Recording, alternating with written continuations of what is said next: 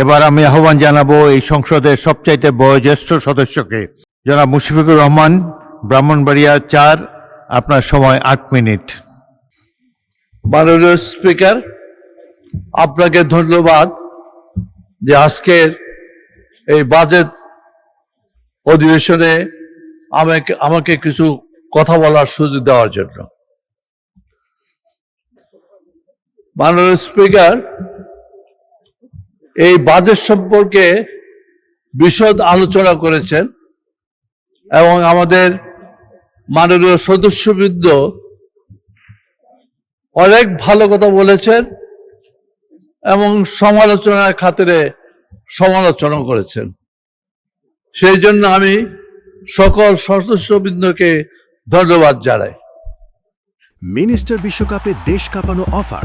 বিশ্বকাপের উন্মাদনা উপভোগ করুন মিনিস্টার টিভিতে। 55 ইঞ্চি অ্যান্ড্রয়েড টিভি মাত্র 55,000 টাকায়, সাথে জার্সি ফ্রি। এই বাজেট সম্পর্কে বলতে গেলে এটা বলা নিশ্চয়ই রাখে যে এই বাজেট প্রণয়নের ব্যাপারে মাত্র 4 মাসে এই সরকার একটি এমন অর্থনৈতিক ব্যবস্থার মাধ্যমে একটি সুচিন্তিত বাজেট তৈরি করেছেন এবং এই বাজেটের ব্যাপারে মত বিরোধ থাকতেই পারে, কিন্তু একটা কথা নিশ্চয়ই আমরা সকলে একমত হব, এই বাজেট জনকল্যাণমুখী, এই বাজেট মানব সম্পদ উন্নয়নের জন্য, এই বাজেট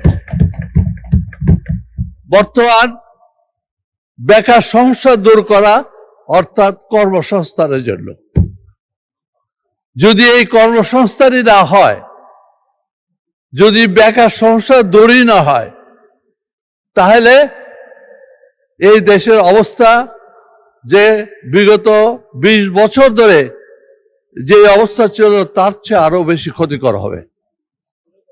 সেই জন্য এই বাজেটে অনেকে বিশাল বাজেট বলে যে অভিহিত করেছেন, তাতে আমার কোনো আপত্তি নেই, কিন্তু আপত্তি হচ্ছে যে এই বাজেটের উদ্দেশ্য কি সেটা সম্পর্কে যদি আরো বেশি আলোকপাত করতেন তাহলে এটা প্রমাণিত হতো, যথার্থ হতো যে এই বাজেট জনগণের জন্য, এই বাজেট এই দেশের উন্নয়নের জন্য। এবং এই বাজেটের মূল বক্তব্য হচ্ছে বিনিয়োগ বৃদ্ধি এবং বিনিয়োগ বৃদ্ধির মাধ্যমে জনগণের আয় বৃদ্ধি এবং বিনিয়োগের মাধ্যমে কর্মসংস্থান সৃষ্টি করা। এবং যদি সেই বিনিয়োগই না হয় এবং যদি আমরা সেই চিন্তা ভাবনা না করি, তাহলে অল্প বা ছোট বাজেট দিলেই কি হবে বা বড় বাজেট দিলেই কি হবে। এই বিশাল বাজেটের সবচেয়ে বড় জিনিস হলো বাস্তবায়ন, এবং এই বাস্তবায়ন সম্ভব আমরা সকলে সম্মিলিতভাবে যদি এই বাজেটকে বাস্তবায়নের দিকে এগিয়ে যাই।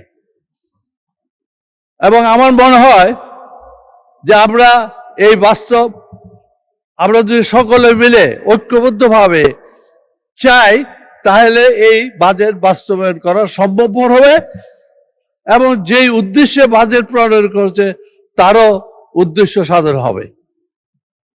তাই আমি অনুরোধ করব, বাজেটকে এমনভাবে দেখতে হবে যেন এই বাজেট শুধু সরকারি দলের যে ভিশন আছে, যে কর্মসূচি আছে, সেই কর্মসূচির প্রতিফলন হয়।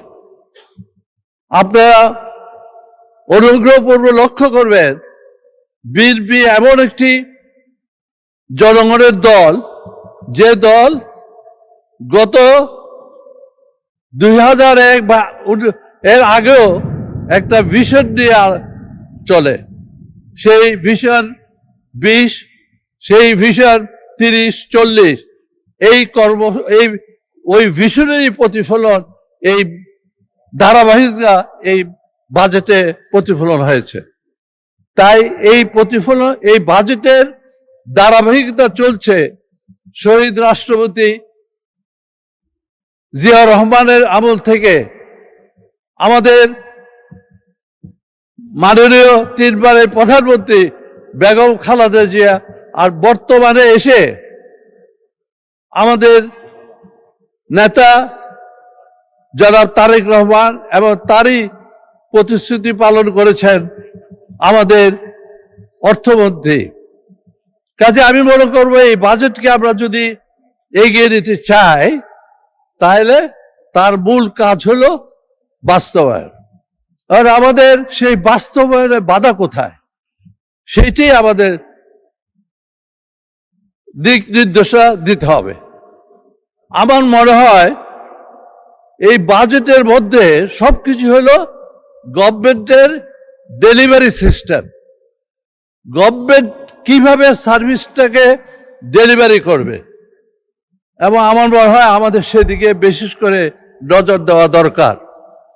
যেই প্রশাসন আছে, যেই ব্যুরোক্রেসি আছে, সেক্ষেত্রে ফেলে দেওয়া যাবে না, এবং তাদেরকে কিভাবে আমরা মোটিভেট করে এই বাজেট বাস্তবায়ন করতে পারবো, সেদিকে আমাদের একটা কর্মসূচি গ্রহণ করতে হবে। এবং তাদের ছাড়া, প্রশাসন ছাড়া কোনো বাজেটই বাস্তবায়ন করা সম্ভবপর নয়। আমরা যারা রাজনীতি করি, আমরা সেই প্রশাসনকে সঙ্গে নিয়ে যাতে জনগণের উদ্দেশ্যে যে বাজেট প্রণয়ন হয়েছে সেটা যাতে আমরা বাস্তবায়ন করতে পারি, সেদিকে আমাদের এগিয়ে যেতে হবে। কাজে আজকে আমি এটুকু বলবো, বাজেট একটি উৎপাদনমুখী বাজেট হয়েছে, বাজেট একটি মানব সম্পদ উন্নয়নের বাজেট হয়েছে, এবং বিশেষ করে লক্ষণীয় এই বাজেটে যে শিক্ষা খাত এবং স্বাস্থ্য খাত অতীতে কোনো বাজেটে এত অগ্রাধিকার দেওয়া হয় নাই। কাজে আজকে যদি আমরা এই শিক্ষাকে আধুনিকভাবে, বিজ্ঞানসম্মতভাবে যদি এগিয়ে দিতে পারি, তাহলে আমরা দক্ষ জনশক্তি সৃষ্টি করতে পারবো,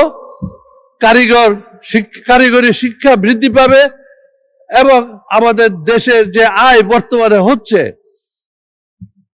যেটা দুইটা নির্ভরশীল খাত হলো, একটা জনশক্তি রপ্তানির উপরে, আর একটু হলো আমাদের গার্মেন্ট ইন্ডাস্ট্রি। আমি বেশি কিছু না বলে শুধু একটু কথা বলবো আমার নির্বাচনী এলাকা সম্পর্কে। আমার নির্বাচনী এলাকা সীমান্তবর্তী এলাকা। এই সীমান্তবর্তী এলাকার মধ্যে আমি সকলের মুখে শুনেছি মাদক বিরোধী কথা, কিন্তু আমরা কিভাবে মাদক বিরোধী অভিযান চালাবো, কর্মসূচি কি হবে, সেটা আমরা এখনো ঠিক করতে পারি নাই। আমাদের স্বরাষ্ট্রমন্ত্রী আমাদেরকে আশ্বাস দিয়েছেন যে উনি শিগগিরই এই মাদক বিরোধী অভিযানের লক্ষ্যে আইন প্রয়োগ করবেন, শক্তিশালী আইন প্রয়োগ করবেন। আমরা আশা করি আগামী দিনে সেই আইন প্রয়োগের মাধ্যমে মাদক বিরোধী অভিযান আরো বেশি শক্তিশালী হবে। তার উপরে হলো আমার এলাকা অন্যান্য এলাকার মতোই যোগাযোগ ব্যবস্থা সেরকম নাই, এবং স্বাস্থ্য খাতে বলতে গেলে সবাই যা বলেছে তাই, যে আমাদের উপজেলা কমপ্লেক্সের জরাজীর্ণ বিল্ডিং, কাজে সেই সব উন্নয়নের মাধ্যমে আমাদের সকলের এলাকাবাসী উপকৃত হবে।